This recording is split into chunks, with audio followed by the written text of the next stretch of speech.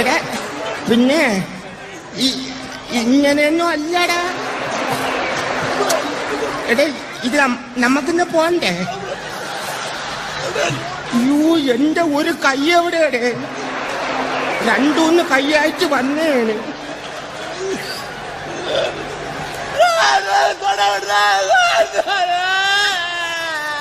ഇത് ഏത് ഭാഷയുടെ ഇത്? തൊണ്ടക്കുഴി ഇറുവിയെന്ന് തോന്നാൻ അനുഭവിച്ചോ? ഞാൻ അപ്പോഴേ പറഞ്ഞിപ്പ കേറല്ലേ.